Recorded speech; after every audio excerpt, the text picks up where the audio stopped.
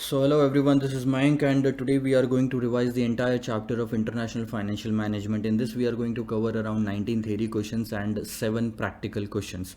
So let's start without wasting our time with the first theory question.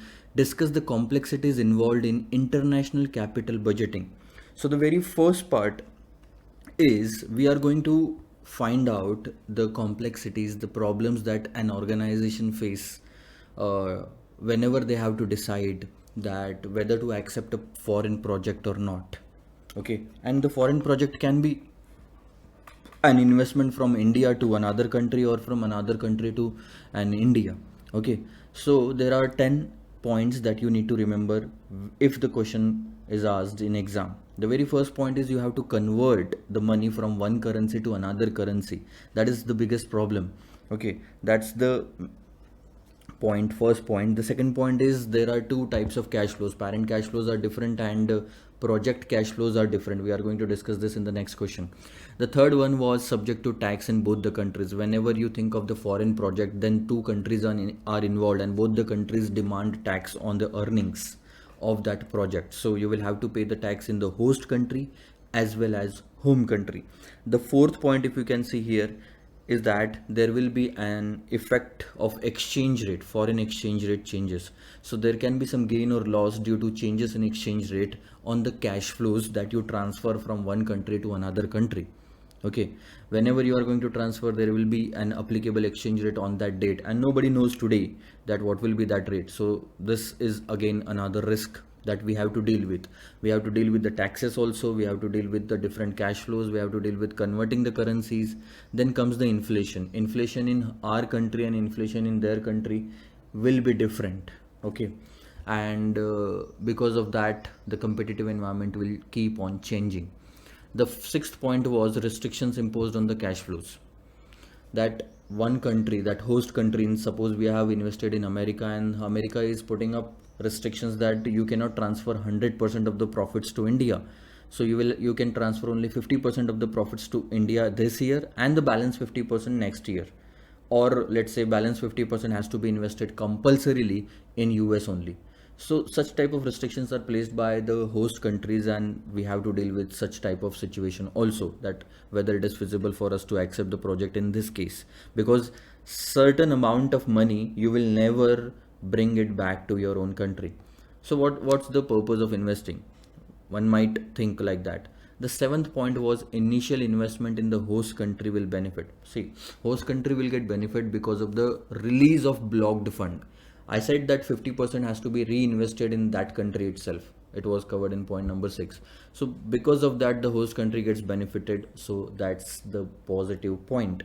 The next is 8, political risk. Obviously we are in India, we know more about BJP, Congress, and AAP and everything. Okay, so we can predict a couple of things that is going to happen in the coming time.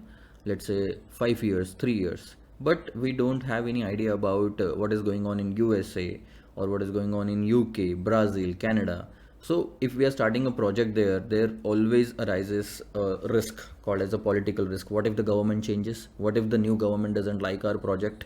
What if the new government frames some policies which are against the foreign projects? So in that case our cash flows will get affected. It will affect our cash flows. Expected cash flows will get reduced. So we have to consider this risk also, that this might happen in the coming time, that the cash flows will be lesser than what we are estimating. And in that scenario, are we ready to accept the project? Then the ninth point is concessions or benefits. It's not only the risk, there are some positive points about few countries. Those few countries, in order to attract foreign investment, they provide some kind of concessions and benefits also. So a lot of countries go lot of countries goes there and invest. Lot of companies goes there and invest in that country, who provides a lot of concessions and benefits to those companies. Okay, so that is for the purpose of attracting the investment. And the last one is estimation of the terminal value. Whenever you will decide to terminate the project, to close the project, to shut down the project or sell it to someone else, then at the time deciding the terminal value at the end of the period will be difficult for you, because that is situated in different country and the situation and the environment of that country at that time depends. So that's the 10th point of estimation of terminal value. These are the 10 points that you need to remember. The next question was discuss the project cash flows vis-a-vis parent cash flows. If you remember something that I have told you here, just a second. Yeah, so we can decide the project. We can decide whether to accept the project or not based on two different things. We can analyze the project from the project's own cash flows angle, which will include, let's say if we start a project in UK, which will include cash inflows in GBP, because we are starting in UK, cash outflows will also be in GBP, then net cash flows in GBP, then discount rate of GBP, then NPV. We will arrive at NPV, and if the project, if the NPV is positive, we will accept the project. If it is negative, we will reject the project. Everything has been done in GBP, so foreign currency itself, means we have taken a decision based on the cash flows of the project itself. But there is another point which is called as parent cash flows. Parent cash flows means whatever the project is going to transfer back to the parent, because parent is the one who decided to start that project, invested in that project. So that project's responsibility is there. At the end of the year, they should transfer the operational cash flows. They should transfer the operating cash flows and the financial cash flows. Operating cash flows means the profits that they have earned after taxes every year should be transferable. One thing. The second thing is dividend should be payable on equity, interest will be paid on debt, because equity and debt has been invested in that project.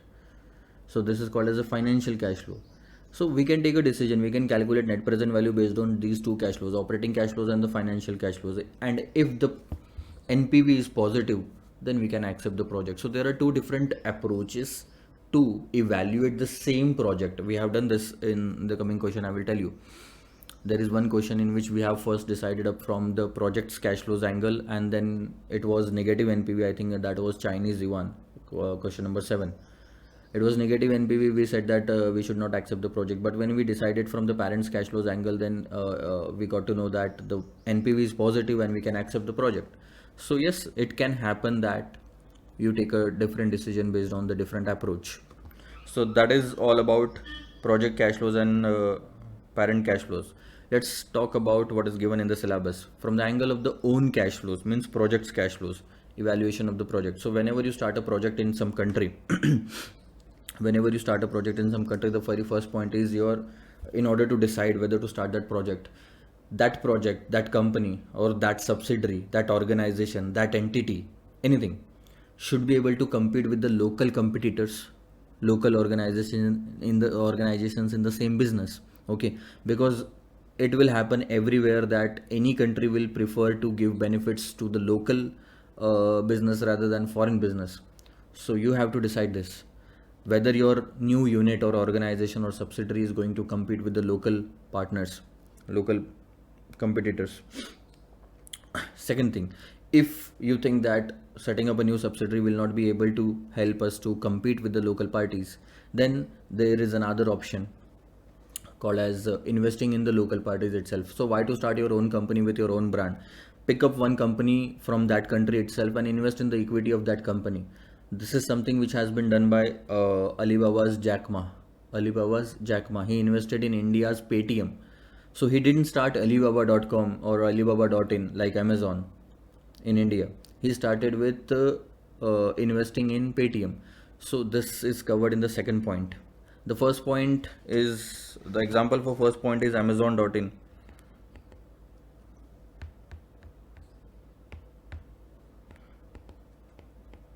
Amazon started with did all the research and then started with its own brand in India. So they set up a project. They discussed that we will have to earn a higher return than the local competitors. Okay, the second one was the example of Alibaba, Jack Ma and Paytm, I can say.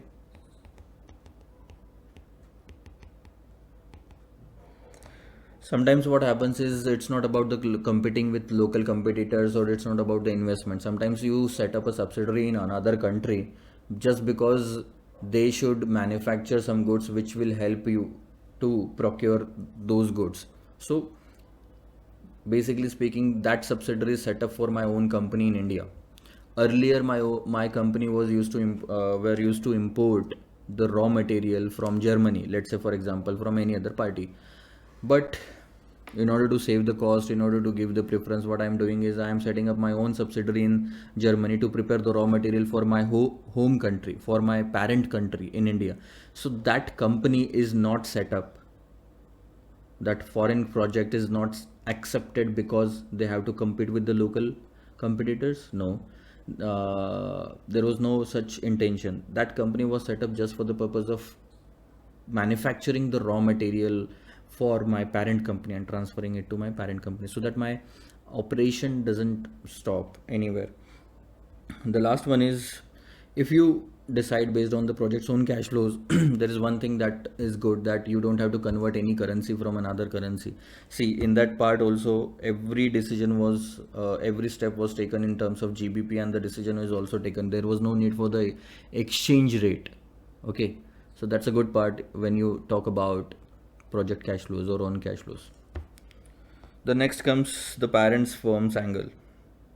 So it is all about the operating cash flows and financial cash flows that I talked about. Okay, let's move on to question number 3. Question number 3 talks about discussing the adjusting the discount rate for riskier project or foreign project. So this is not a question which should be asked in exam, so I will just give you a brief about it. If your cost of capital in India for your company is 12%, so you are discounting the cash flows with 12%, right? Can you start a project in America and use this 12% rate to discount the cash flows of American company? No. You cannot use the home country discount rate for a foreign project. Why? Because the risk is different. There are lots of risk involved in that case. So if that foreign project is riskier than your company, then increase the discount rate from 12 to, let's say, 15. If your foreign project is less riskier, then you can decrease the discount rate, let's say from 12 to 10. So basically we need to adjust the discounting rate according to the risk of the project. We have done this in some practical question. I will refer this theory question and that practical question whenever we will discuss. So this is all about adjusting the discount rate and the cash flows. Sometimes it's not good just to adjust the discount rate. It will be better if you adjust the cash flows also according to the risk, but as such there is no question given in our syllabus on that part. Okay, let's leave it question number 3. That is now question number 4. Question number 4 is all about adjusted net present value concept. First of all, let's talk about the formula.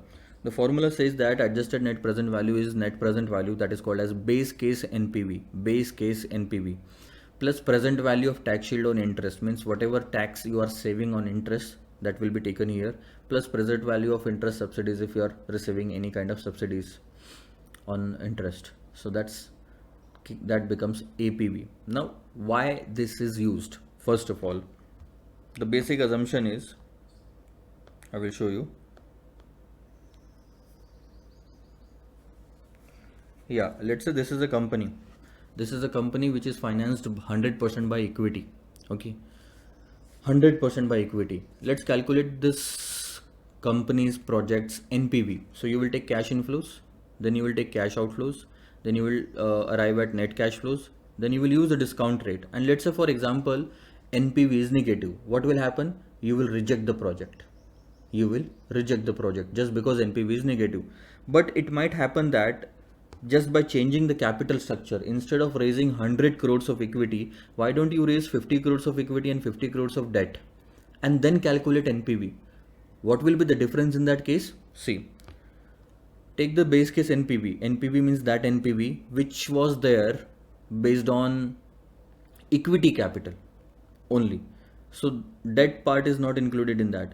But when you bring the debt into the company, there are some benefits of bringing that debt into the company. What are the benefits? Have a look. Benefits of tax saving on interest. If there is any kind of subsidy, benefit of that. So take the present value of those tax saving on interest and all other benefits and then find out the NPV, that will be called as adjusted net present value or APV. And suppose that comes to positive, that means what? It was not the fault of the project that NPV was coming negative. It was the fault of the capital structure. So sometimes a negative NPV can be converted into a positive NPV if you change the capital structure, if you take the benefits of tax saving on interest on debts.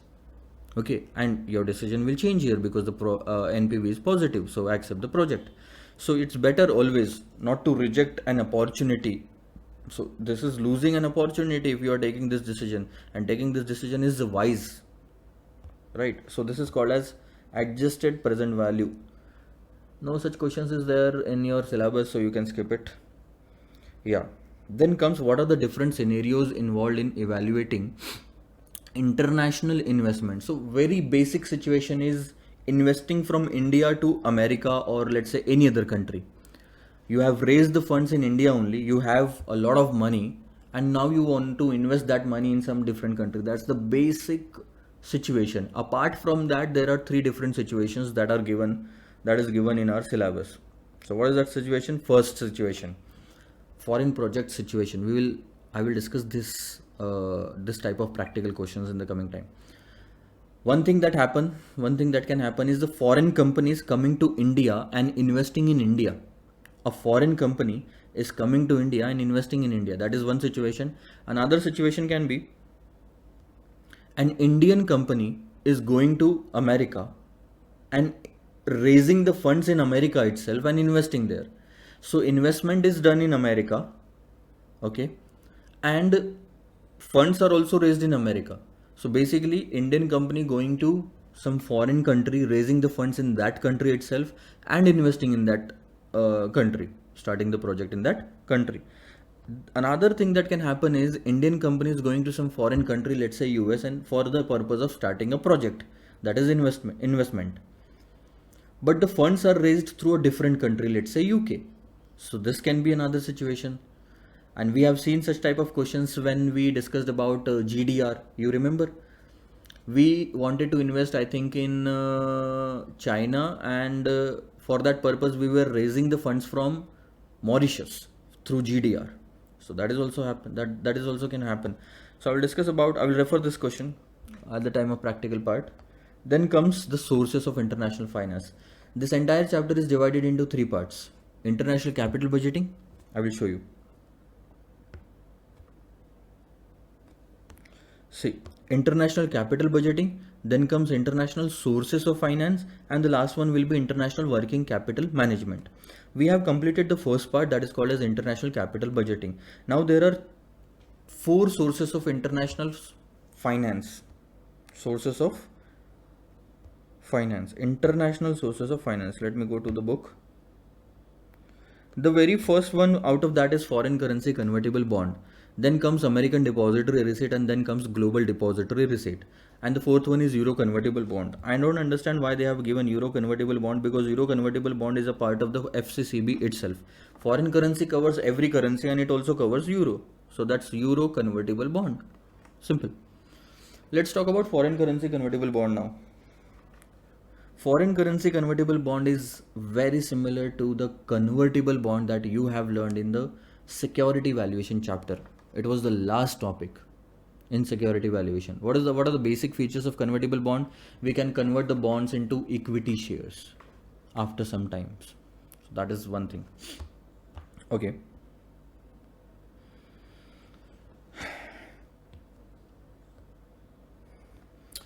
What is the difference between a normal convertible bond and FCCB? The very basic difference is these type of convertible bonds are issued in a foreign currency, not in rupees, in a foreign currency. So this is a type of a convertible bond issued in a currency which is different than the issuer's domestic currency. Issued in a currency which is different. First point. Then the second point is, in other words, both the points are same. The money being raised by the issuing company is in the form of foreign currency. We are not raising Indian rupees, we are raising foreign currency, dollar, euro, pound, anything. That's the basic feature of convertible bond. Next, this is a convertible bond which is a mix between debt and equity. That's the common thing. It acts like a bond by making a regular coupon and principal payment, and then it also gives an option to get converted into equity. So these two are the features of normal convertible bond as well. Now let's talk about what are the benefits, or we say advantages and disadvantages of FCCB. If the question comes in exam, you will have to write at least two advantages and two disadvantages. So the very first advantage is flexibility to convert the bond into equity. Why to purchase FCCB? FCCB, foreign currency convertible bond. The advantage is if we purchase this bond, we get the benefit that we can convert this bond into equity stock if we want. And if we don't want, we can get it redeemed. So both the options are available. So that's the basic part, basic benefit, flexibility of converting from bond to equity. The next benefit is delayed dilution. This is for the company. Let's say, let's say for the company wants to raise the funds, and they have two options. Either they can raise FCCB funds through foreign currency convertible bond, or directly issue equity. What is the loss in directly issuing equity is that your ownership gets diluted at this point itself. So for the next 5 years, let's say, because it is a startup or something like that, if you want to take a decision, you will have to take the approval from equity shareholder as well. And that will make the process complex, because you will not be the sole authority to take the decisions. So that is called as dilution of ownership. That happens in equity. But in case of FCCB, the dilution happens. There is a delay in dilution. So once you issue FCCB in the beginning, let's say for 5 years, the owners are bond holders only. They are not the equity holder of the company. So you are free to take any kind of a decision regarding the money for the first 5 years, and they will have no say in your decision. So you don't have to take the permission from anything or approval from anyone if you issue FCCB, because the dilution happens at the end of 5th year. You can see here you have given them an option to convert from bond to equity. So from this point, your ownership will get diluted. But the benefit is that maybe till this point you will set up your company and you may not require a lot of permission for big decisions till by that time. So that's a good thing, delayed dilution. The third part is it is easily marketable. So if you are thinking as a company that whether I will be able to sell FCCB in the market or not, because selling equity share is easy, but selling FCCB I don't have any idea about. So what I want to say is this is the advantage, that FCCB is demanded by a lot of investors. Because for investors, if they purchase FCCB, they get fixed amount of income for the first 5 years, because they are the bond holder here, and they get interest, fixed interest for the first 5 years, let's say. And after that, they get the option of getting it converted into equity, or they have the option to get it redeemed. They can take the money back also. So it gives flexibility, and that's why it is the preferred choice of equity shareholders. And that's why there will be high demand of FCCB, and it will be very easy to market or sell FCCB in the market. So you don't worry about the marketability, whether you will be able to sell or not. It is easily marketable. Then comes disadvantages of FCCBs. The very first disadvantage is the exchange risk. See, in the entire chapter, every instrument has this disadvantage that exchange risk is there, because foreign currency is involved. The second disadvantage is you are bringing more debt into the company.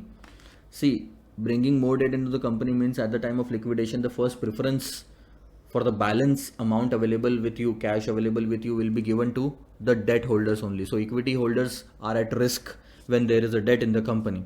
So that's the basic disadvantage. Skip about the third point.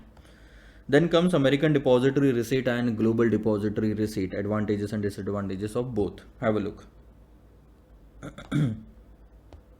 What is American depository receipt? I will explain the concept. It's very simple. See, let's say there is an Indian company, and Indian company wants to raise funds in America, USA specifically. So what Indian company will do is Indian company will sell 10 crore shares, equity shares, okay, and that will be deposited with the custodian bank. Okay, that will be deposited with the custodian bank. It can be a custodian bank in India as well, not necessarily USA. Okay, so it will be deposited with the custodian bank. So suppose it is being deposited in a custodian bank in India, then this bank will this bank will enter into an agreement with the custodian bank that we have received the equity share and we can now raise. So what will happen? 10 crore shares are there with this bank of the company, and those shares will be bundled. Those shares will be bundled in a receipt called as American Depository Receipt, and these receipt will be issued by the bank in through the help of merchant bankers by the bank in America at stock exchange. So these receipts will be issued or listed on the stock exchange, and now normal people from America will start investing or buying this American Depository Receipt, ADR, not GDR, it is ADR. So they will give money here and they will get the ADR. From here the money will flow to the bank, custodian bank, and after deducting all the expenses, this custodian bank will give the money to Indian bank, okay, and then Indian bank will give the money to the company. So this is a normal procedure. Basically what you did is, instead of directly issuing the equity share, and that is not possible because you issued a different instrument which carries equity share, a different instrument, a certificate which carries equity share, and it might happen that one certificate can carry 5 equity share, one certificate can carry 2 equity shares. We have the GDR example of that. So if you are raising money from America through this way, it is called as American Depository Receipt. You are raising a receipt, issuing a receipt in America. So you got the procedure. Investors will buy from the American Stock Exchange all the ADRs, and then that money will be transferred to this company. Simple. So this is ADR, and GDR is very simple. Global Depository Receipt has the same procedure. So this company will give 10 crore shares to the custodian bank, and that custodian bank will issue GDR, a certificate, Global Depository Receipt, and they will list those GDRs on the stock exchange in some other country, not America, other country, and the people from other country will start investing in that. It can be in euro, dollar, pound, anything. If you are raising money through the same procedure outside America, then it is called as Global Depository Receipt. Otherwise it will be called as American Depository Receipt. So what are the benefits of Global Depository Receipt and American Depository Receipt?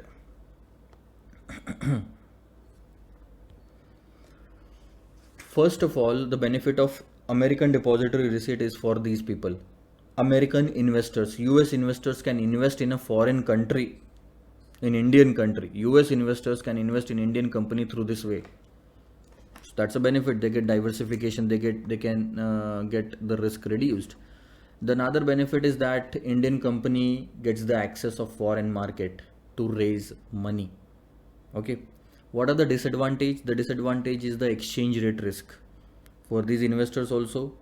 No, not for these investors, this Indian company, because this Indian company will have to pay dividend in terms of foreign currency.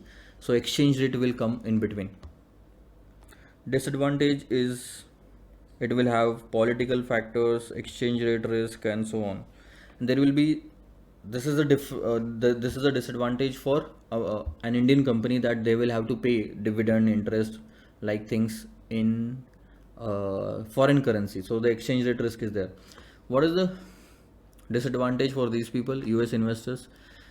Language barrier is a disadvantage for US investors, because US investors, a normal person from US, may not be able to understand the balance sheet and profit and loss account and financial statement of this company in order to decide whether I should keep my money invested or I should sell it. Obviously from time to time all the investors has to decide this thing.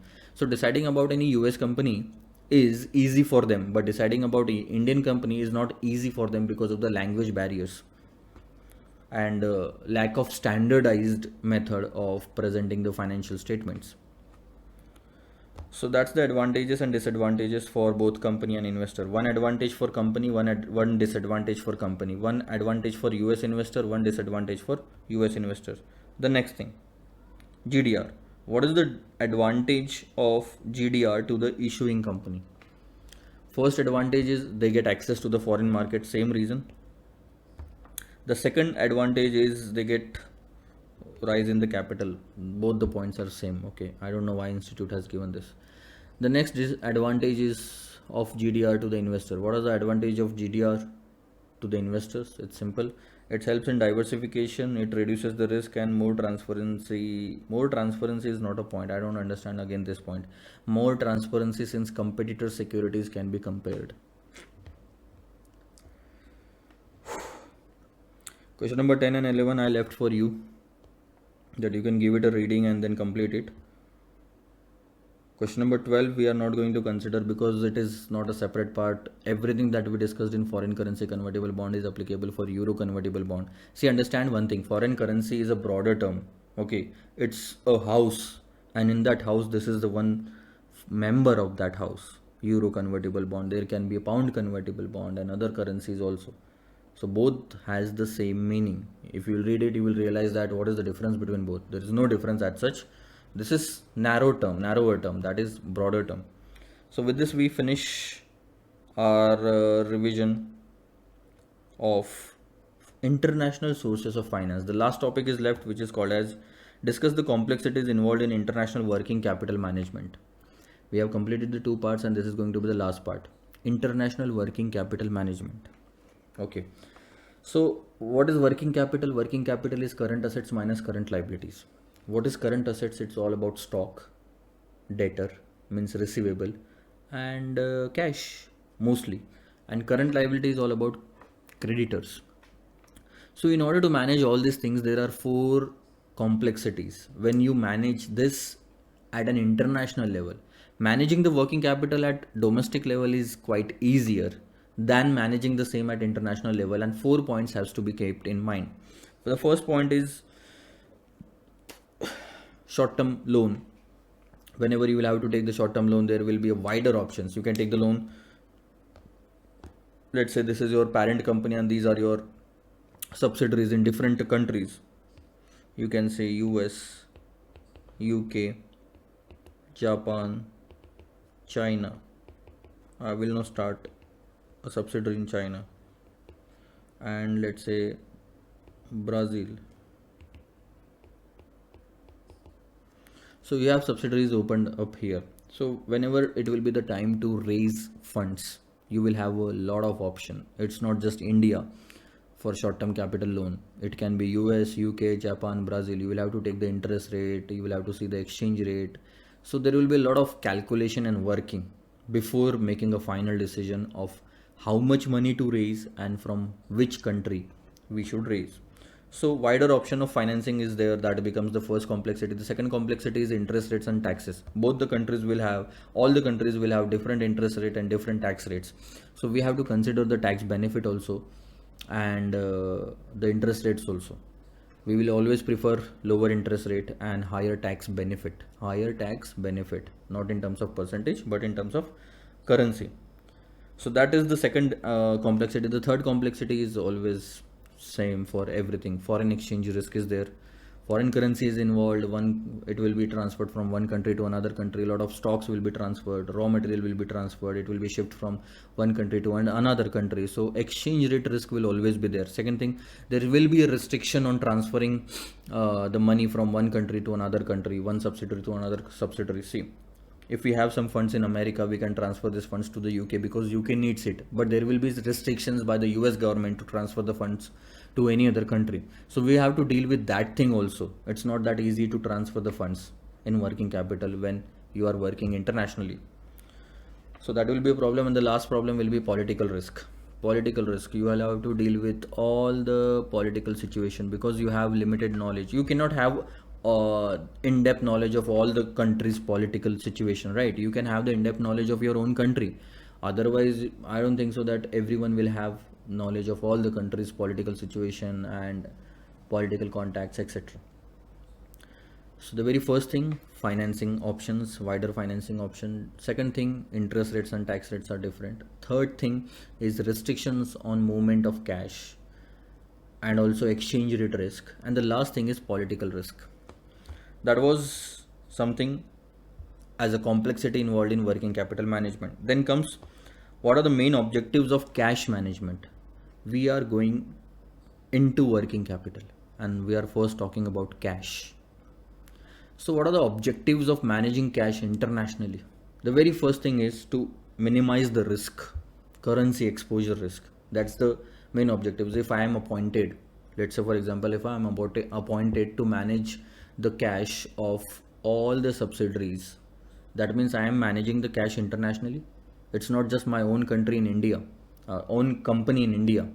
It is other companies which is situated in other countries as well. I will have to manage the cash of those countries, those companies as well. So in that time, at that time, my first priority will be to minimize the risk. I will obviously go for minimizing the overall cash requirement of all the subsidiary. See, lesser the cash balance or requirement of all the subsidiaries, lesser will be the risk automatically. So without affecting the operation, without disturbing the smooth operation, I would want that the cash requirement will be as minimum as possible. Then comes the transaction cost.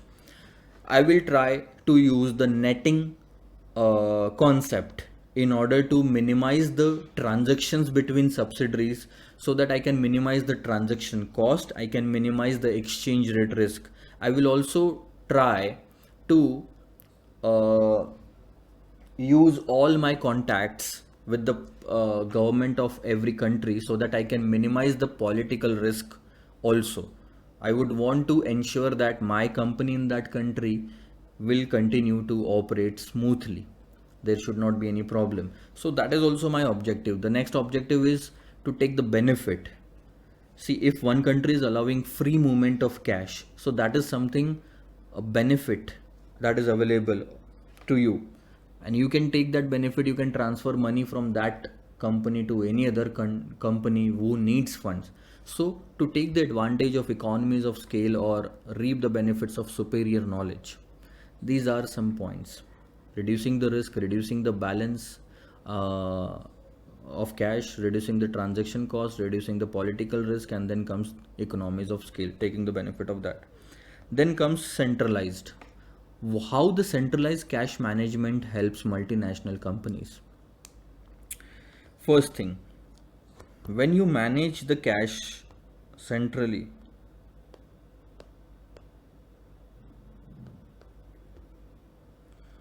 there is one option that every country will keep on manage, every company in every country will manage their cash by themselves.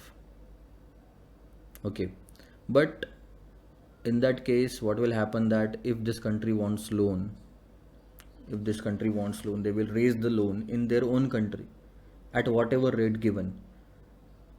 We may lose some money because of that, because this might happen that the same loan was available here at a lesser cost. So if the cash is managed centralized, if the cash management is centralized, then what will happen, all the cash requirements will first come here, and we will analyze what is the best possible way to solve that problem, and then we will solve it, take the benefit. So how this centralization of cash management helps the entire company? The very first thing, it helps to reduce the cash balance as much possible without affecting the business. Then we can also help in the liquidity requirements. If the cash is centralized, we can help in the best possible and less cost manner, lesser cost way, to complete the requirement of liquidity. If any company wants fund, liquidity requirements means if any company in any country wants fund, it may be possible that we will raise the funds for this company from that country because the cost is lesser. So that is possible only when the centralization is there. The third thing is, we will use various hedging strategies in order to minimize the exchange exposure. You remember netting option. If the cash is there, we have to transfer. Let's say, for example, this company has to transfer, pay $12 million. Okay, and this company has to pay, had to pay to this company around $15 million. So understand the chronology. What is happening? Let's take that this company, all of them are subsidiary. This subsidiary had to pay, have around 15 crores of dollars, $15 million of liability. So this party has to pay to this, and this party has to pay around $12 million to third party. Now if the centralized cash management is not there, this company will bear the exchange risk on $15 million and transaction cost on $15 million. Also, this company will bear the exchange risk on $12 million and transaction cost on $12 million. So in total, it is $27 million that is being transferred from one country to another country. So imagine a transaction cost on $27 million. But if the centralization is there, what we can do is we can ask this company to directly make a payment of, just a second, to directly make a payment of 12 to this and 3 to this. So in total, instead of bearing a transaction cost on 27 million, we will bear it only on $15 million. That's it. So isn't it beneficial for the company? And that is possible only when the centralization is there. Next. Yeah, because of all these hedging strategies and all, it will help the center, means the parent company, to maximize the returns, to take the benefits of multinational netting, the recent example I had given you of netting, then to utilize the transfer pricing mechanism for whatever benefits we can reduce the taxes and everything if we utilize this. And the last 3 points are about to exploit the currency movement correlation. I told you that if there are payables and receivable, then it should be payables and receivable in different currencies, then they should have positive correlation. If there is only payable or there is only receivable, they should have negative correlation. Okay, and this is pooling of fund. Why positive correlation? Because if there is a profit in payables, there will be a loss in receivable, hence the net loss or gain will be zero or at least minimized.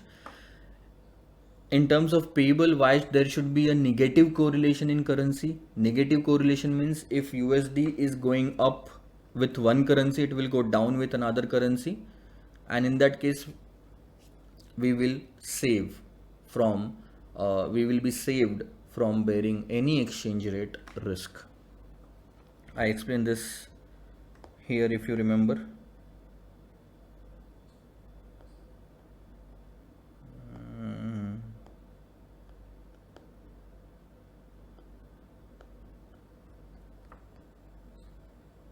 Yeah, here. See, if you remember this, we had a receivable of 1 lakh and payable of 1 lakh Australian dollar, receivable of 1 lakh euro. So we have receivable and payable both in different currencies. And now this was the rate 1.20 which became 1.30, and then Australian dollar 1.50 which became 1.60. So you can see in both the cases USD is the price currency which is depreciating. Means it has a positive correlation. Positive correlation means in both the cases it is going in the same direction. USD is depreciating here, that means positive correlation. It is appreciating here, that means it is positive correlation. But if it is depreciating here and appreciating here, that means negative correlation. So if we have receivable and payable, means inflow outflow, then it should have a positive correlation. What will happen? Instead of paying $1,20,000, now we are paying we are receiving $1,30,000. So it's a benefit of $10,000. But in terms of payables, instead of paying 1 lakh into 1.50, 150, we are paying 160. So there is a loss of 10,000, but net loss is 10,000 positive, 10,000 negative. It is zero. Why zero? Because of positive correlation. But if only you have payable, let's say we have a payable of $1 lakh euro, same thing, and $1 lakh Australian. And in that case, what happens? There should be negative correlation. If the dollar is appreciating here, it should depreciate in some other currency. So what will happen? See, we had a payable of 1,20,000, but ultimately after 6 months exchange rate changed and we had to pay 1,30,000. So that was a loss of 10,000. Okay. And in that case, we had a payable of 1 lakh Australian dollar. So at the given exchange rate, it was $142,857, but later on we had to pay only 125. So there was a profit of 17,857. Loss of 10, 17 ka profit because of negative correlation. So we have reduced the risk. So this is all about centralized cash management. Then comes investment of excess cash or surplus by MNCs. I left it to you. This is just a part of practical, so you can skip it also if you want. This is not important from exam point of view. The most important topic was stockpiling. Stockpiling. See, what happens is,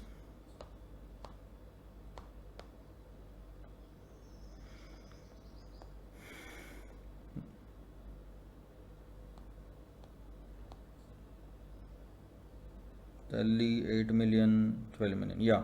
What happens is, let's say your parent company is in Delhi, and then your one subsidiary is in Mumbai, and another subsidiary or another your company firm is in London. And both Mumbai firm and London firm does the same business. So they might require the same raw material which is provided by the parent company from Delhi. Now what happens is, when it comes to maintaining the stock, what I want to say is, London companies, London company will, the company in London will maintain higher level of stock than the Mumbai company, and there are certain reasons to that. First of all, the reason is lead time. We can transfer the stock whenever required to the Mumbai company in, let's say, 2 days, but it may take 20 days for London company to receive that material. So if I will receive it after 20 days, I will have to keep 20 days stock, at least 20 to 30 days. So my stock will be higher than Mumbai company stock, even though we are producing the same number of unit every day. The production is same, but still London company will keep higher stock. This is called as stockpiling, pile up. This is called as stockpiling. And why it is called as stockpiling? Because of this reason. First reason, lead time is high. Second reason, there can be political risk. There can be some disturbance in transferring stock from India to another country if the relation of these two countries goes worse. So second reason. Third reason is, even though the material is shipped and reached to the London on time, it will take a lot of time to clear the custom formalities. So that's the third bottleneck, which forces the London company to pile the stock, to pile up the stock. That's called as stockpiling. So what are the things that we learn here? An international firm keeps larger or a bigger stock than EOQ level. This is called as stockpiling. And what there are various reasons for that. There are various reasons for that. The first thing is political disturbance. Importing country's currency. Okay, one more is country's currency depreciates. If the importing country's currency depreciate, they will have to pay more for importing. That's why what they will do is, they will pile up the stock. They will keep the higher stock in the beginning itself, even though sometimes they will be ready to pay more, but they will not be ready to stop the operation just because the stock is not there. So what happens is, in the beginning itself, even though the stock rate, the exchange rates are not that even though the exchange rates are not that favorable, still the companies would prefer to buy, just give me a second, to buy the raw material in the beginning in order to in order that the business should continue. So the first thing was political disturbance. The second thing is, importing current country's currency will depreciate, then imports will be costlier. The next thing is, the next thing is this probability of interruption in supply. If the probability of interruption in supply is high, let's say this route is not clear, if some problem happens to the ship, so if the probability of interruption to the supply is there, then also it will go for stockpile up. Another reason is lead time is larger. Let's say I told you that instead of 4 days, it takes 20 days to reach to the material in London. So that is one of the reason. Another reason is custom formalities. Okay, so this is all about stock piling. All those, considering all these things, we should also consider the cost, because if we pile up the stock, it increases the carrying cost. We need more space, so higher will be the rent in that case. So in order to maintain a balance, we should consider the cost as well as benefit of stockpiling. Okay, the last question was a note on international receivables management. Now, it might happen that we are selling, just a second. Yeah, it might happen that we are selling uh, goods internationally, exporting the goods to company A, let's say to also to company B. But company A is our own company. It is our own company. Okay, it's a subsidiary. So this is called as intra-company transfer. So whatever receivables are there from A, it is intra-firm receivable because that is all our company itself. But if we have transferred or exported or sold goods to company B and we have no relation with that company, it will be called as inter-firm receivable. So there are a couple of things which are given in terms of in case of inter-firm sales and in case of intra-firm sales. I'm leaving this to you. Now we will discuss about some practical questions. That is the most important part. I have taken almost 50 minutes to discuss the theory. Just give me a second. Okay, there are 8 questions in total, and we skipped the first one. I will discuss about the 7 questions now. If you remember this question, okay, while starting the revision of practical question, I assume that you have read the question because I'm not going to read the question. I will just give you the brief of the question and I will explain the answer of that. So if you remember this question is all about Indian company going to America and investing there. They wanted to invest around $11 million in America. Okay, the spot rate was 48 rupees per dollar, and there were two real or we can say risk-free rate. For US it was 8%, for India it was 12%. So they started a project in America, and that was the cash flows in America for the next 5 years. We had to calculate the NPV using foreign currency approach. Okay, I discussed the foreign currency approach means calculating the NPV in foreign currency itself. Don't convert it in home currency. Okay, and we changed the question a little by removing this sentence of required rate of return of this project 14% and adding this sentence that the cost of equity and debt of the ABC Limited, means the company in India, is are 15% and 10%, and the debt equity ratio is 1:4. Okay, 1:4. So with the help of this data, we had to calculate the NPV. How did we do that? Let's start with the answer. I explained in the beginning that there are two different approaches, home currency approach and foreign currency approach. Home currency approach will be learned in question number 3, where what will happen? We will discount the home currency cash flows with home country discount rate. But what happens in the foreign currency cash flows? We will discount the foreign currency cash flows with the foreign country discount rate. Foreign country discount rate. Okay, that is going to happen here. So we cannot use, first of all, 8% and 12% because these are risk free and this project involves risk. So what we did is we calculated the weighted average cost. We calculated the weighted average cost of the company with the given data.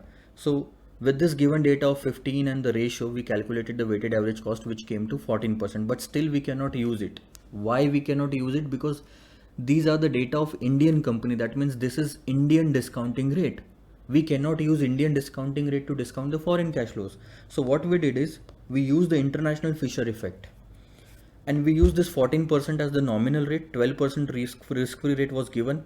So we used the difference between these two, not 2%, difference between these two as a risk premium, and it was 1.0179.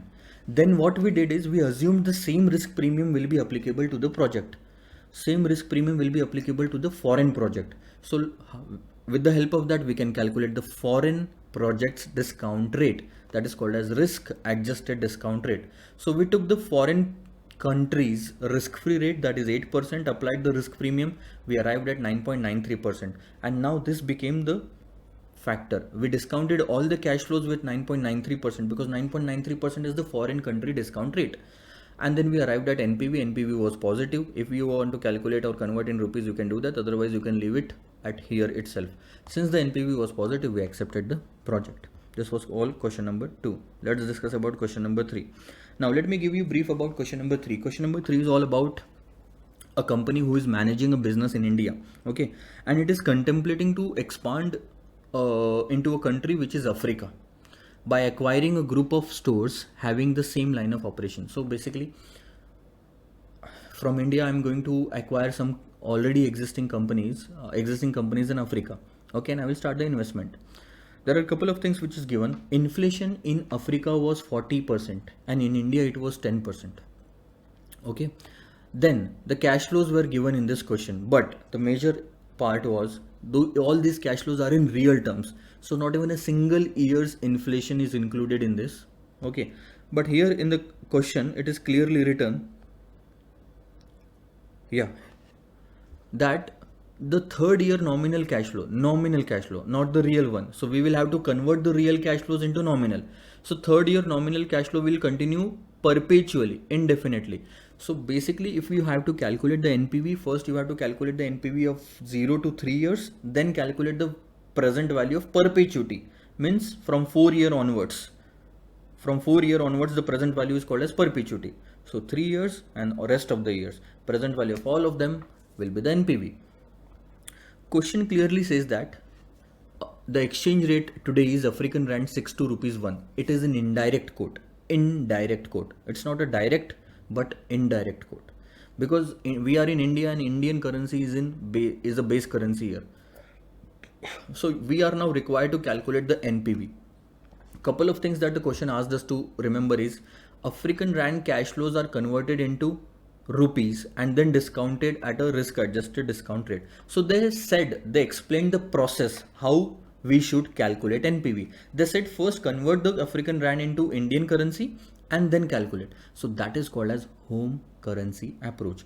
In the next sentence, they gave that risk adjusted rate is 20% at which you have to discount. In the last part, they said ignore taxation. We ignored the taxation and present value factors are given. Whenever the present value factors are given, you remember that you have to use these rates only up to 3 decimals because institute wants everyone's answer should be same. So how did we start? First of all, we started with calculating the exchange rate of every year because we have to convert the African Rand into rupees as the question suggested. So we need exchange rates of every year. We use the purchasing power parity theory in order to calculate the exchange rate. But the quotation was given indirect and we learned that if the indirect quotation is there, inflation of foreign country should be written in the numerator. Inflation of foreign country, inflation of domestic country and so on. So we put this. Foreign countries inflation is 40%, Indian countries inflation, domestic country is India whose inflation is 10%, F by 6. So this is the first year's forward rate. We will be using it as a spot rate for first year. Then with the help of that spot rate or forward rate, we calculated second year's forward rate. With the help of that, we calculated third year's forward rate, that is 12.37. So in the first working, what we all did is calculated the exchange rate of 1 year, 2 year, 3 year. Okay. Now, present value of cash flows for year 0 to 3, first part. We took the Indian real cash flows and then took inflation index. We multiplied the real cash flows with the inflation index to arrive at the nominal cash flows. Because question says we need to discount nominal cash flows, we will discount it. Always remember, real cash flows should be discounted with real discount rate and nominal cash flows should be discounted with nominal nominal discount rate. So real cash flows converted into nominal cash flows in rupees. We did the same thing with African real cash flows. We took the African inflation 1.40. Then we converted this one also in nominal. Now both the real cash flows have been converted into nominal cash flows, but this is still in African Rand. So we took the exchange rate we calculated in the first working and we converted this African Rand into Indian rupees.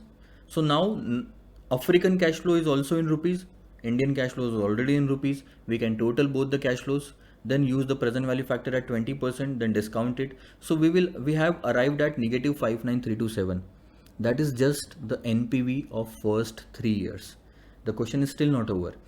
The question says that the third year present value, the third year nominal cash flow means 16,637. This is the third year's nominal cash flow of both the countries. This will continue forever. So when they say forever and indefinite, we use the concept of perpetuity. So according to the concept of perpetuity, annual cash flow, that is 16,637 divided by rate of interest, will be the present value. So 83,185 is the present value at the end of year 3. Remember, it is at the end of year 3 because you use the cash flows of year 4. That's it. So convert that third year cash flow of 83,185 into present value. Convert this P3 into P0. How will you do that? P3 into P0. Just discount that 83,185 by 3 years factor. We did that and the answer was 48,164. So we have to answer from 0 to 3. There is negative cash inflow of 59,327 and after third year it is 48,164. Good. Then we calculated the present value, the total of this first 3 years NPV and the rest of the NPV. Ultimate answer was negative, hence the project should not be accepted. Okay, with this we will end question number, this was rough working 3. Okay, let's talk about question number 4. What is it in question number 4? Question number 4 is all about a company in America who wanted to stop exporting to India and set up a subsidiary in India. Till now it was exporting to India, okay, exporting to India, and till now it was exporting around 2 million units every year. But he saw that company, it saw that the competition is rising and other multinational company is opening up, starting a subsidiary in India. So we should also start a subsidiary because that will increase the sales, right? At present they were selling 2 million units, but they are expecting that if we continue to export, our sales will decrease and we will only be able to sell 1.5 million units. It will decrease to 1.5 million and the selling price is $80 per unit and the variable cost is $40 per unit. This is in case of exporting. But if we stop exporting and start a subsidiary, first of all we will have to set up a plant. So in that case there will be some initial investment which will be of $500 million. And then the working capital will also require $50 million in the beginning. Yeah, in terms of export, when we were continuing with the export, already $15 million was invested in working capital. But if we start with the subsidiary, the total working capital requirement is 50 million. Okay. Now there are couple of points given here in the question. And what we did is, we divided the entire question into subsidiaries data and export data. So we first divided that this data is related to subsidiary, that the variable cost will be $20 per unit. We will still sell at $80, but variable cost will reduce from 40 to 20 if we start with the subsidiary. There will be some additional cash fixed cost, that is $30 million. Okay. We ignored this $3 million because it was an allocated expense. It is irrelevant for the purpose of decision making. Then production useful life was 5 years and no salvage value. So we can take the depreciation on the entire 500. 500 divided by 5, that is 100. Then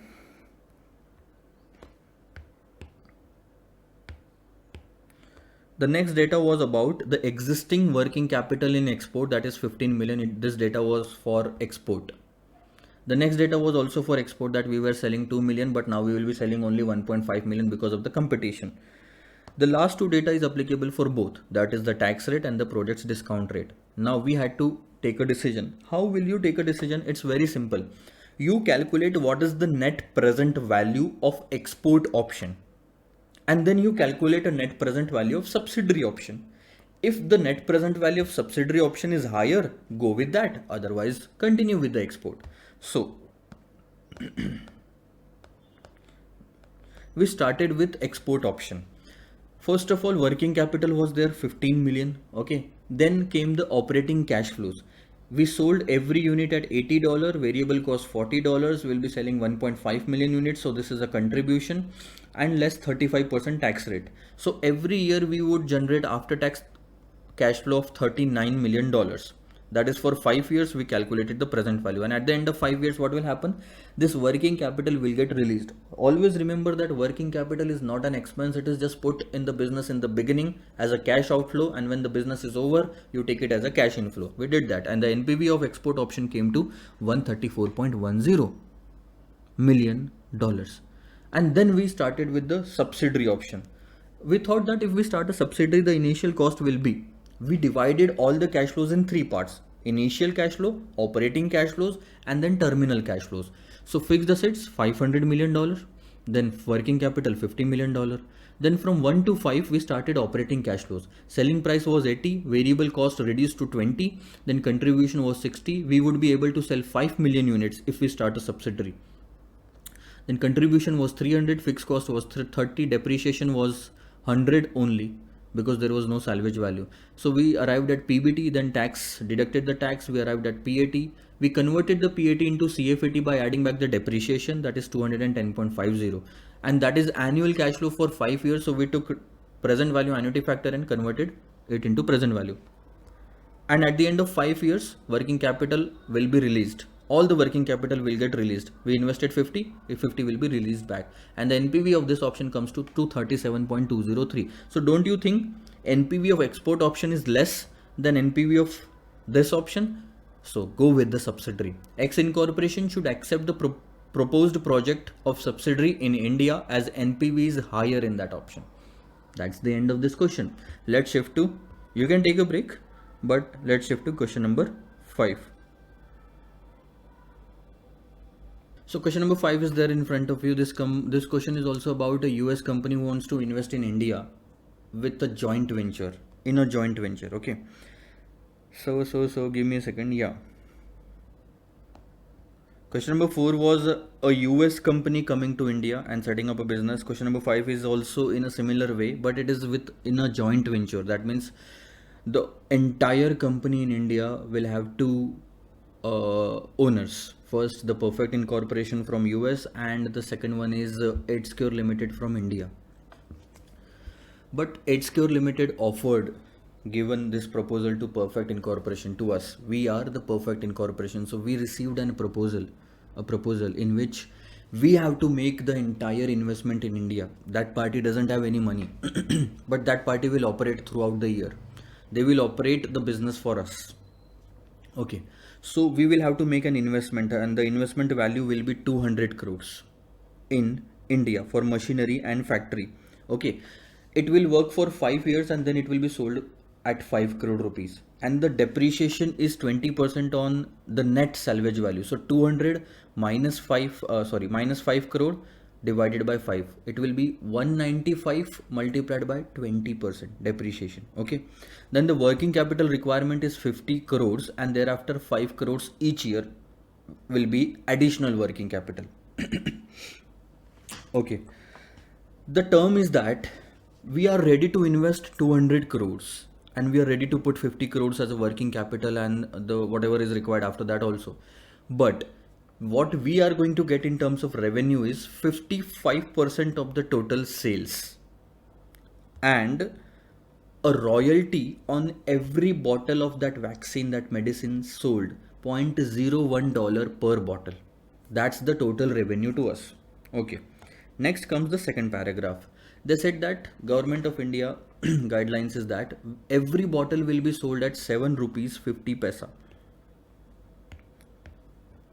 So for the time being, you are a US company who wants to invest in India. So US is your home country, India is your foreign country, and this is rupees per dollar. Exchange rate is given after that. Every bottle will be sold at 7.50 rupees, and in total 24 crores bottle will be sold in a year. Good. But this 7.5 rupees is going to increase every year by rupees 1. And along with that there will be inflation, the price in addition to inflation. Yeah. Along with that there will be inflation. So that 7.50 rupees will increase by 1 rupees every year, and on that net amount there will be an inflation. So we will have to calculate inflation adjusted selling price multiplied by 24 crores will be the total sales. Now production cost is 40% of the revenue. Okay. we will also bear. If we are bearing the sale price, we are receiving 55% of the sales, we will bear the 55% of the production cost as well. The applicable tax rate in India is 30% and in US is, in India is 30% and US is 35. And there is double tax avoidance agreement between both the countries. That means whatever tax has been paid in India, we will get the credit of the same in America while paying the tax in America. Okay. In both the countries, taxes shall be paid in the following year. That means if the tax is due this year, tax is calculated this year. For the earnings of this year, the tax will be paid on the next year. For the earnings of next year, the tax will be paid in third year. Then third year's earning, the tax will be payable in fourth year, and so on. The spot rate is dollar. The spot rate of dollar is 57 rupees, and this is indirect quote for us because dollar is our home currency. The inflation in India is 6%, which is also expected to decrease by 0.50% every year, and 5% in US. There is no decrease in the inflation in US. There is a decrease in the inflation in India only. Next, as per the Government of India policy, only 50% of the share can be remitted in the year in which they are earned. You remember we discussed this point in the first part, complexity, that there are some restrictions by the government that you cannot invest all the amount in the first year itself. But the Government of India is allowing us to remit the balance 50% in the following year. So 50%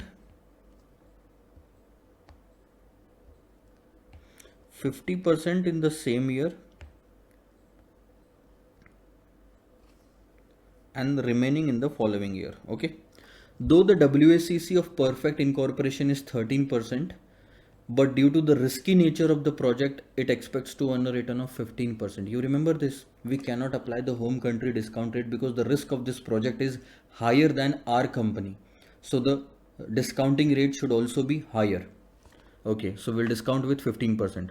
Determine whether perfect incorporation should invest in the project or not from the subsidiary point of view. This was the entire question. And how did we solve? We made workings. First of all, we made the workings for exchange rate using PPP theory. Okay. For PPP theory, this is the formula: 1 plus inflation of the domestic divided by inflation of the foreign country is equal to F divided by S. F is the forward rate, S is the spot rate. But this is applicable when it is a direct quote. But when it is a indirect quote, inflation of foreign country means India will come in the numerator. So we started calculating and we did this calculation. For the first year, F is equal to 1.06 inflation of India divided by 0.5 inflation of US multiplied by the spot rate 57. So we reached at 57.54. Then we used 57.54, again added 1 year's inflation. So we got 1 year ahead, we can say, exchange rate. Then we used 57.81, this figure, and added 1 more year's inflation. We got this. Then we did the same thing here. And you can see here in the numerator, it was 6%, 5.5%, 5%. Every year, the inflation of India is decreasing by 0.5%. And we calculated the inflation, foreign exchange rate for 6 years. So these are going to be used in the coming time.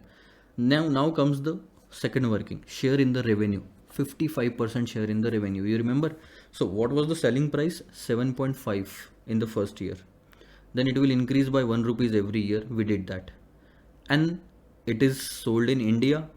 So India's inflation rate 6, 5.55, 4.5, 4%.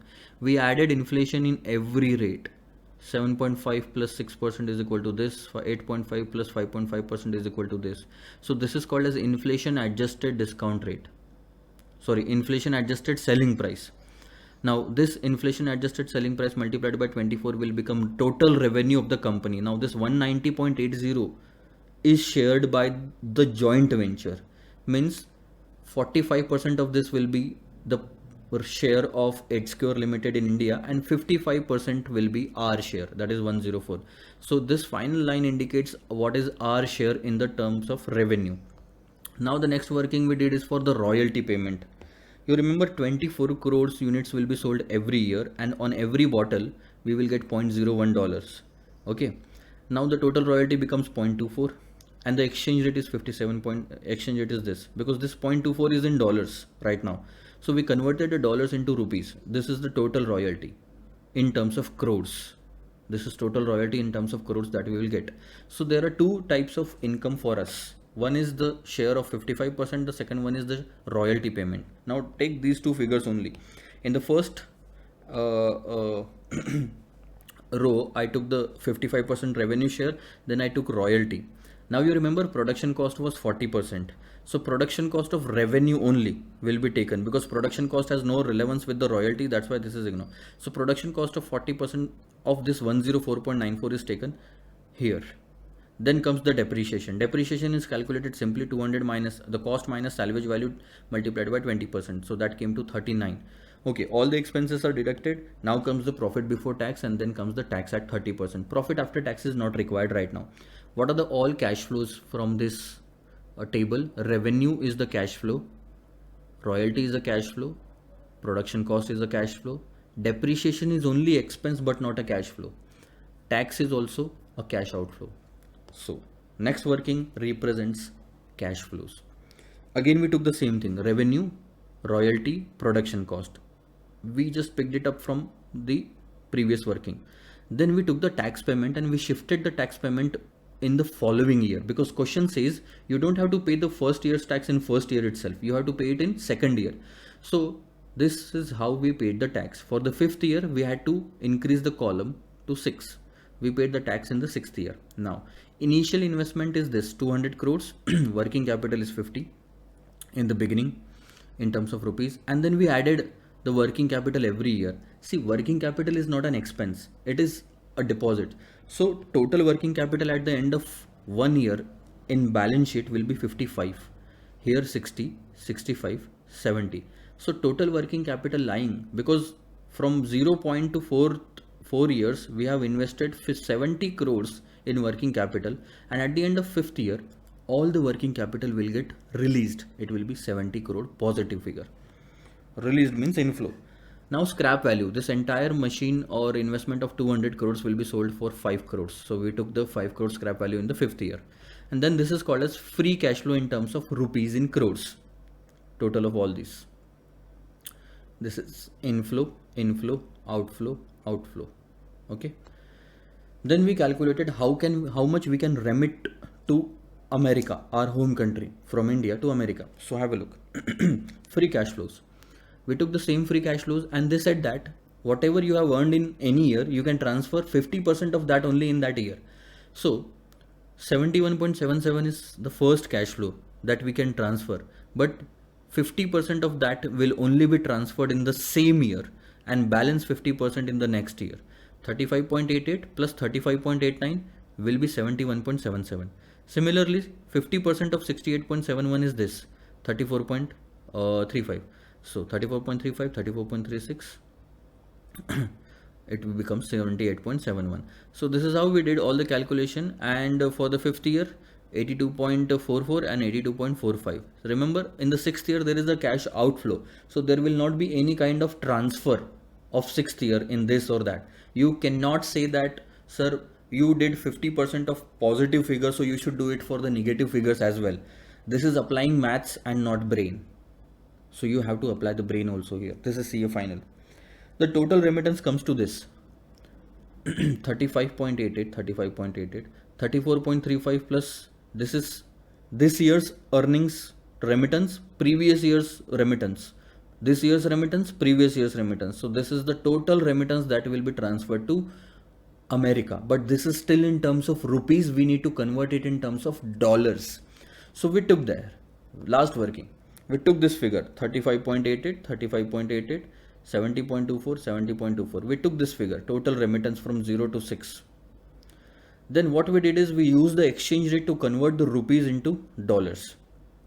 Okay, so remittance in terms of crores, dollars in crores is this figure 71.39 divided by 57.81. It will be this. Okay. Now once you are remitting any amount to the US, you will have to pay tax on that. Now please understand one thing here, the answer may differ, or the opinion may differ. Right now in this question, what we have taken is what institute has done. The tax in US will be payable on repatriation amount, not the earnings. Earnings is a different item, repatriation is a different item. So Indian tax is was applicable on earnings. US tax is applicable on the repatriated amount. That is what we have taken and the institute has done. In the previous class, previous lectures, in Hindi lectures, I had taken it on earnings. I will update the same. That is also right from one point of view, but okay, let's follow the institute only from now onwards. Whatever differences are there, I will explain that in the class like I did just now. So what we did is we calculated the tax payable in America. How much? 35%. So first year's cash flow is 0.6236. 35% of 0.6236 is this. And why I have taken it in the second year? Because tax in America also is payable in the second year. In the second year. So second year, third year, and so on. Tax, 6th year's cash flow is this in America, American dollars. Tax of that will be payable here in the 7th year. Institute has ignored this tax 0.3840. I don't know why, and there is no valid reason for that. So that's why I have taken it. So this was US tax, this row, you can see this is US tax payable, but question clearly says that we will get the benefit of tax paid in India. How much is the tax paid in India in terms of rupees? Crores, 11.20. So what we did is we converted the Indian tax from rupees to dollars. So this column, this row shows the Indian tax paid in terms of dollars. So we paid this tax, but payable is this much in US. We paid this much in India. So the balance will only be payable in US. 0.2183 minus 0.1937. So that is the balance payable in US. Now let's take the net cash flow. Net cash flow is simple. This row, remittance in dollar minus the net tax payable in US. So this will become the cash flow. Then you take 15% as the rate because question says this project is risky, so higher discounting rate should be there. We took the present value factor with 15% and then we calculated the present value. This is NPV, which is negative, and hence the project should not be accepted. Now, if you follow the US tax also on earnings, then the project's NPV will come to positive. Yeah, but it's okay. Follow this only from now onwards. Then we learned about the concept of geared and ungeared beta for the next question, question number 6. This was all question number 5. Question number 6. I told you that what is the derivation of geared beta is equal to this formula. Geared beta is equal to unlevered beta in bracket 1 plus debt equity 1 minus T. And it was simple. First of all, I told you that this company is having equity with 5 crores funds, and this company is having equity plus debt 3 plus 2 crore 5 crores of funds. So this company has debt, this company doesn't have the debt. So this company will be riskier than this company because it has debt. It is more risky because at the time of liquidation, equity holders will get nothing. So this is called as unlevered firm. This is called as levered firm. This is called as ungeared firm. This is called as geared firm. The firm which is financed also through debt is called as geared or levered. Okay. Then we derived this formula. I will not discuss the derivation. You remember this formula. Now, beta of the geared company is equal to ungeared 1 plus debt equity ratio 1 minus tax. We started with question number 6 after that. Let's discuss that.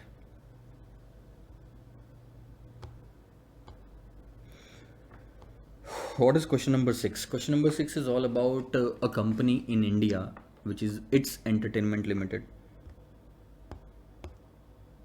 Yeah, It's Entertainment Limited. They have an amusement park in India and they want to start the same amusement park because a tourist place in Nepal. Okay, so everything regarding that project of starting an amusement park in Nepal is given to you. The initial investment, okay, let's start with the figures. 20 lakhs was spent for the research. This becomes irrelevant figure for us because this is called as sunk cost. This is not at all relevant. This will be sunk cost. So we will not take it anywhere. The construction cost is 450 crores, out of which half is payable now at 0 point and the other half will be payable after 1 year. I will show you. See, 450, 225 payable at 0 point, 225 payable at 1 year. Okay. Then comes the working capital requirement, which is 65 crores from the year end one. Look at that. From the year end one, the working capital requirement will be 65 crores. Okay. The after tax realizable value when you will sell the machine or the entire investment, not machine, the entire investment of 450 crores, you can sell it after 4 years at 250 crore, and that is after tax. All the capital gain has been paid out of this. You can sell it at 250 crores. Under the foreign capital policy of this company, they allow to claim the depreciation of 20%. But there is a limit on which you can claim the depreciation, which is 200 crore. So your capital can be maximum 200 crore on which you can claim the depreciation of 20%. That's it. No more than that. So no matter how much you have invested, 450 crore, but the depreciation will be calculated only on 200 crore maximum. That is also on the reducing balance method. We can take the loan debt at 9% from Nepal if we want.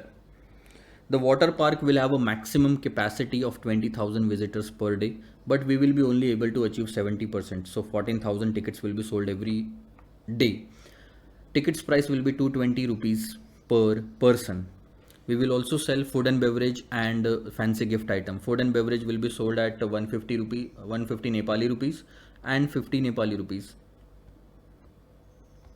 Then on food and beverage and fancy gifts, the profit margin will be there because there will also be a cost. Now, the previous figure that I told you was only selling price.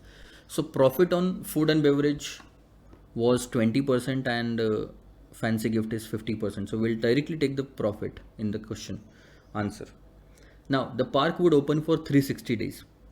Every day 14,000 customers multiplied by 360, total number of customer multiplied by the ticket price, multiplied by the profit on sale of food and beverage, multiplied by the profit on sale of fancy gifts. Okay, now this is important. The staff cost will be 65 crore rupees every year. Insurance cost will be 5 crore rupees every year. The running and maintenance cost will be 25 crore rupees in the first year, and then it will increase by 4 crores every year. And then the company would apportion existing overheads to the tune of 5 crores to the park. This is irrelevant for the purpose of decision making, so not at all required. Then all the costs and receipts given in the entire question except 3 figures. The construction cost 450 crores, realizable value 250 crores, and your running and maintenance cost, which is given here 25 plus 4. Except these 3, all the costs and receipts are expected to increase by 5% per year. The current spot rate of Nepali rupees is 1.60 per rupee, not at all required in this question. Tax rate in India 30%, Nepal 20%. Okay. Then the current WACC of the company is 12%. Average market return RM is 11%, RF is 8%. Whenever RM and RF is given, you understand that we have to use the capital asset pricing model. The beta of the company is given in India. A company's funding ratio of this water park will be 55% of the equity and 45% of the debt. Okay, so this is going to be the ratio. Now, being a tourist place, the amusement industry in Nepal is quite different from the Indian counterpart. So Indian data cannot be used for the Nepali project. Indian data cannot be used for the Nepal's project. So that's why what we did is we did some research and found that there is one competitor in Nepal who is close to what we are doing.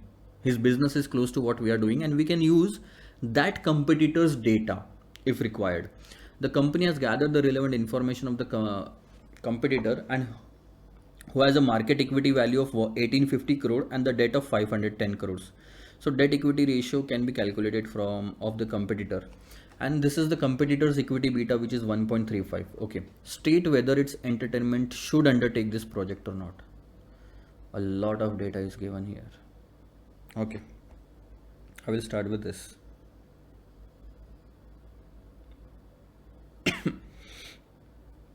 ₹220 was the ticket price, right? 220. Yeah. So see, first of all, half of the production will happen here and the half will happen here. So first year of operation will start from second year. 225 crore invested here, 225 crore invested here. That means the first year of operation will be this 2345. Okay, the selling price is 220 rupees today, and it is going to increase by 5% every year. So from this to this year, increase by 5%, 220 plus 5%, plus 5% will become 242.55. Add 5% in that, it will become 254.68. Add 5% in that, it will become 267.41, and so on. Got it? Then in the similar way, profit on food and beverage. See, 150 rupees was the selling price, multiplied by 20% is the margin, that is the profit, multiplied by 1.05. We shifted it to 2 years, so it becomes 33.07. Add 1.05, you will keep on getting the figures. Similarly for fancy gifts, selling price was 50, profit ratio was 50%, 1.05. So this is your total revenue per visitor. Now how much is the total visitor per annum? 20,000 is the capacity, 70% can visit every day, so 14,000 into 360, that's the total visitor, divided by 1 crore, that's the total visitors in crores, 0.504. So this is not rupees in crore, this is also in crores.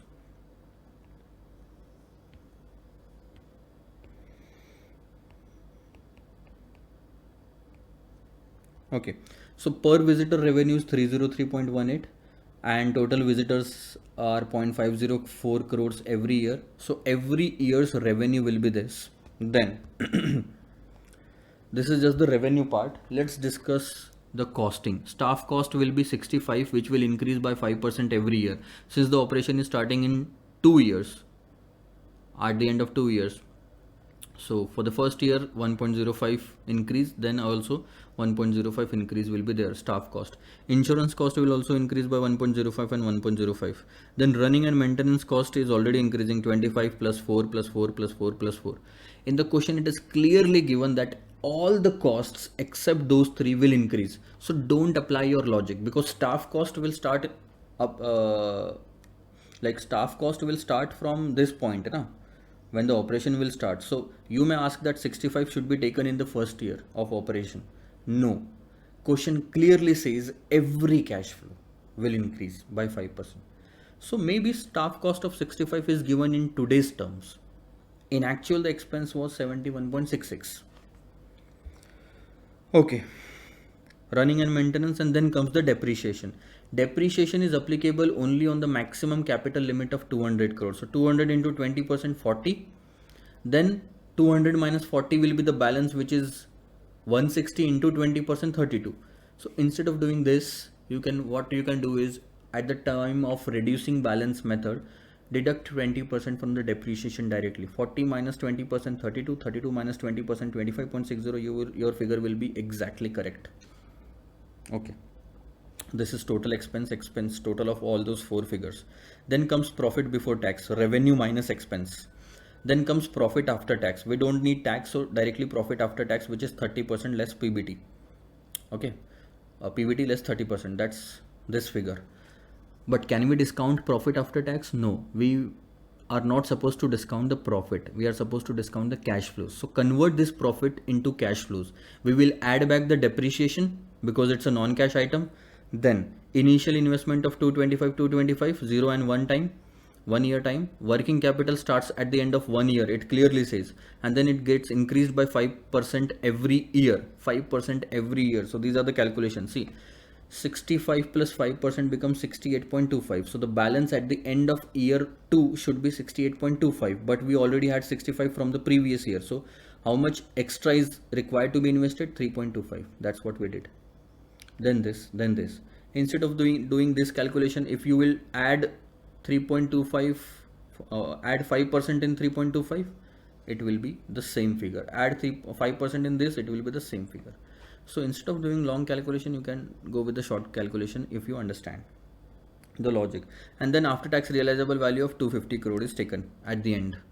Then we calculated the net cash flows. Net cash flows is nothing but, see, profit after tax plus depreciation less initial investments, working capital deducted, and then after tax realizable value added. So this is the net cash flow after tax. Now this cash flows has to be discounted, and we took the discount rate of present value factor at 10.66%. Now from where did this 10.66% came? See, for that purpose we wanted a discount rate. Okay, so we calculated a discount rate in the fourth working, the working just before NPV. And how did we calculate the discount rate? Since this project includes equity as well as debt, we took weighted average cost of capital. We took cost of equity multiplied by its weight 55%, cost of debt multiplied by its weight 45%. But debt on debt, we have a tax saving. So 9 minus 20%, tax saving on interest, 9 minus 20%. 20%, why 20%? Because we are paying the tax in Nepal. We are doing the evaluation in Nepal. So 9 minus 20%. KD 1 minus tax should be taken. So this is working cap, weighted average cost of capital. This rate was used for the purpose of discounting. 55 was given in question. 9 was given in question, 20% tax rate was given in question, 45% was also given in question. What's not given in question was 13.49, the cost of equity. So we calculated this cost of equity here using capital asset pricing model. We can calculate risk-free rate 8, beta 1.83, market rate 11 and 8. Market rate was given in question, risk-free rate was also given in question. What was not given in question is the beta of equity. So we calculated the beta of equity using geared and ungeared method. Beta of equity. For the purpose of beta of equity, we wanted beta of asset. So we calculated beta of asset from this side. And for the purpose of beta of asset, we used beta of the competitor company's equity. Now understand the logic here. Since that company, the competitor, was close or a proxy company of our project, we could have used this beta directly in capital asset pricing model 1.35. We can use that 1.35 directly here, but we did not. And what is the reason behind this? The only reason behind this is, although everything of the competitor and our project is same, the only difference was debt equity ratio. In their company, competitor, the debt was 510 and equity was 1850. So that is somewhat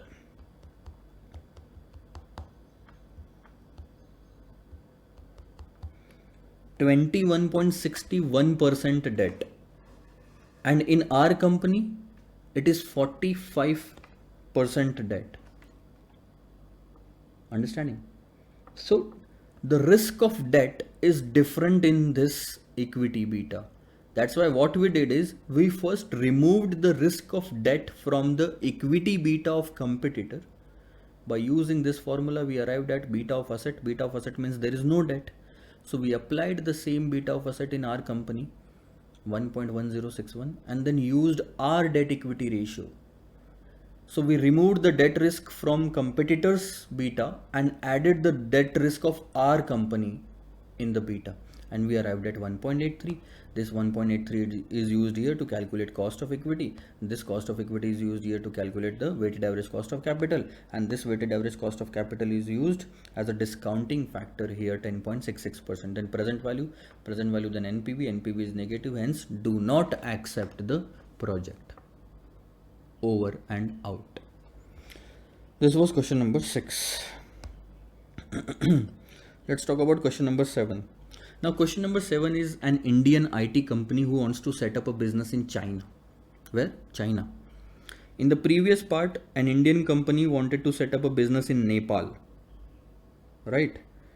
And that is Indian company going out. And in question number 5, it was US company coming to India. In the question number 4, also US company coming to India.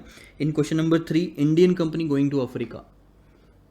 Indian company going to Africa, Indian company going to Nepal. Now Indian company wants to go to China. So they want to set up a subsidiary in China, whose project life will be 2 years. Okay. And the inflation in China is 8%. Clear? Operating cash flows will be received. The initial investment will be 30 lakhs in the purchase of land, and the same land will be sold after 2 years at 35 lakhs. So 5 lakhs is the capital gain. Also, there will be investment in the beginning in office complex of 15 lakhs Chinese yuan, which will be sold after 2 years to a zero, sorry, which will be sold after 2 years at 5 lakhs Chinese yuan. But the depreciation will be provided in such a way that in books the salvage value will be zero, and a zero salvage value when sold at 5 lakh, the entire 5 lakh becomes capital gain.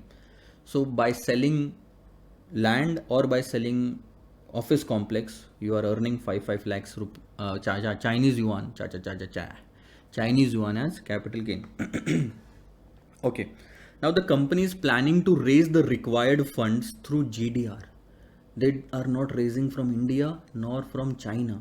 They are going to raise the funds through Global Depository Receipt in Mauritius. Now each GDR will have 5 common equity shares of the company as underlying security, whose current trading price is 200 rupees. In India, 200 rupees per share is sold, face value is 10. The company has currently paid means D0, the dividend of 25%, which is expected to grow at 10% per annum.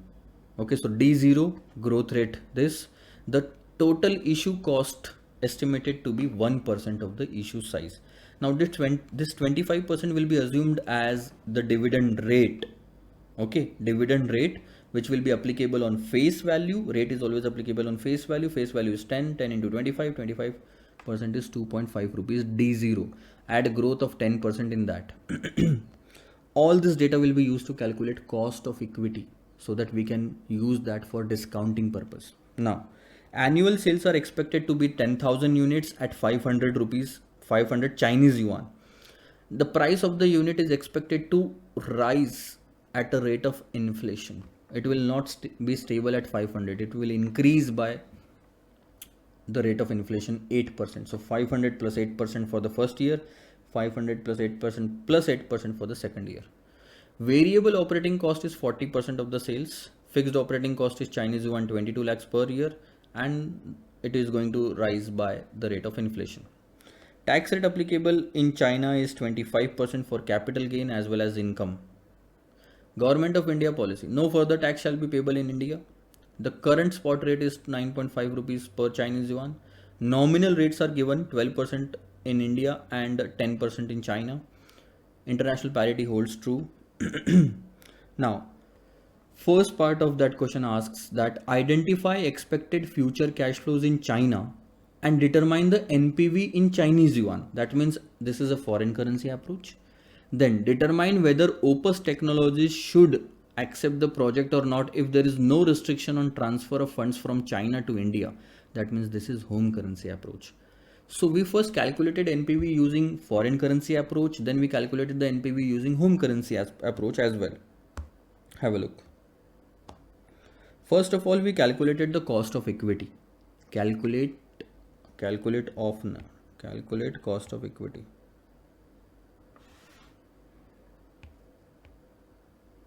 So this is calculate cost of equity. How did we calculate? Dividend growth model. So net issue price, that is market price minus into 1 minus flotation cost.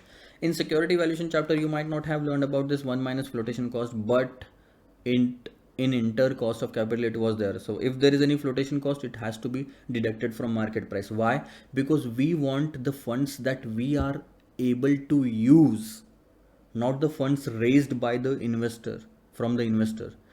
This is the amount paid by the investor, but this is the cost paid to the service parties or intermediaries, is equal to D0 1 plus growth divided by cost of equity minus growth. We shifted this equation to this. It become cost of equity is equal to D0 1 plus growth divided by market price in bracket 1 minus flotation cost plus growth.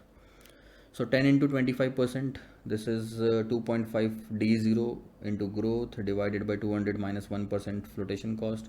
The cost of equity comes to 11.39%. This will be used. Now, first of all, we calculated the after tax proceeds of land. We purchased the land at 30 lakhs Chinese yuan. We sold it at 35 lakhs. So capital gain is 5 lakhs. So we will pay tax at 25%, which is 1,25,000. So we received 35 lakhs, but the tax will be 1,25,000 payable. Balance amount left with us is 3375. 35 minus 125. Okay. Then we did the same with the office complex.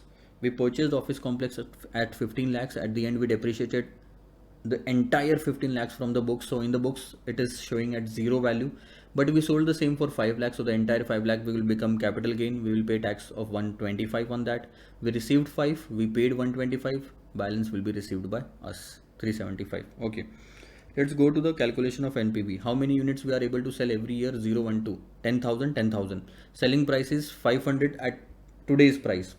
Add inflation of 8%, it will become 540, and again add inflation of 8%, it will become 583.20. Okay, then this is total sales. When you multiply the units with the selling price, then variable cost, then fixed cost will also increase by 8%. Okay, in variable cost the inflation is already included. Depreciation is 7,50,000, so that 15 lakhs entire value of the asset will get depreciated. Profit before tax and profit after tax is 75%, because tax rate is 25% in China. Then comes depreciation. Why we are adding back the depreciation? To convert the cash flows into to convert the profit into cash flows. So in profit after tax, add depreciation, add the sale proceeds of the land, add the sale proceeds of the office, and then initial investment 45 lakhs. Net cash flow is 45 lakhs, 8355, and that we use this discounting rate of China, and then we calculated the NPV, it came to negative. So we will not accept the project if this is the case. But if we think about transferring the money from China to India and then discounting at Indian rate, so how much amount we are going to transfer from China to India? That 45 lakhs will be converted in Indian rupees, though invested in China only. 835 converted in Indian rupees, and 46 lakhs will be converted. So these three figures will be converted. For that purpose we need exchange rate, and that's why we will use interest rate parity theory. So for first year, nominal rate of India and China 9.67 is the forward rate. Then nominal rate of India and China, then this is the rate 9.85. So these two are the exchange rates for first year and second year. So what we did is we took the net cash flow, 45 lakhs, 8 lakh 35,000 and 46 lakh 37,000. Then we, with the help of exchange rate, we converted them into rupees. Then we use the rupee discount rate. Have a look.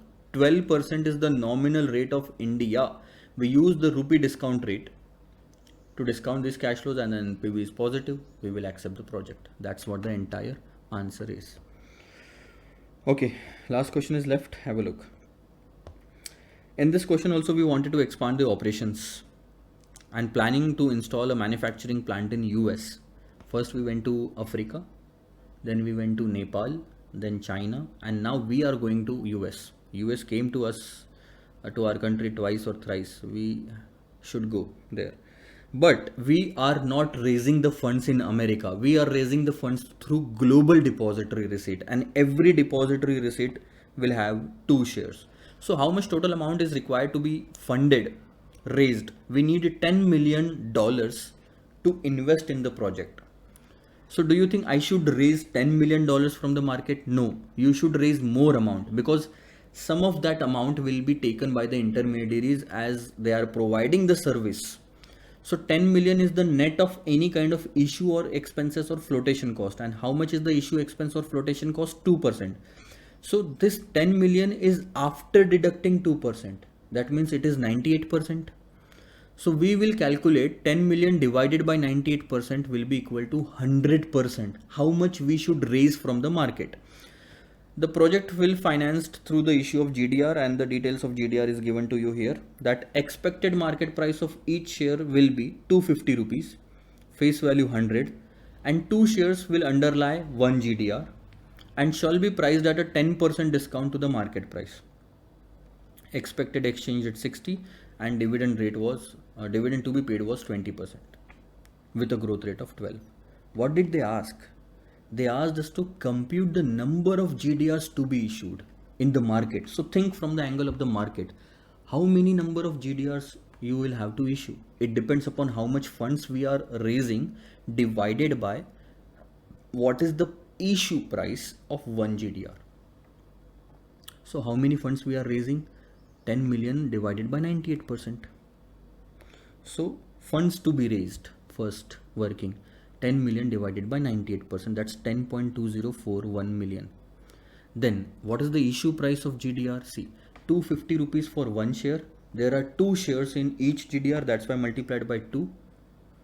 And then issue price will be at 10% discount, that means only 90% will be taken. So this is the issue price in rupees divided by 60 means exchange rate.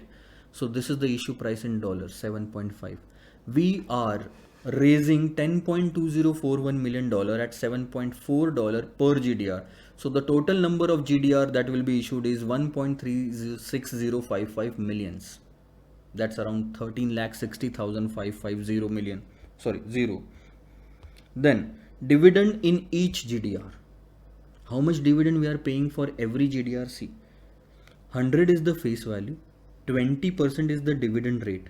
So 2 rupees multiplied by every GDR covers 2 shares. So this is dividend of 1 share multiplied by 2 will be the dividend of 2 shares.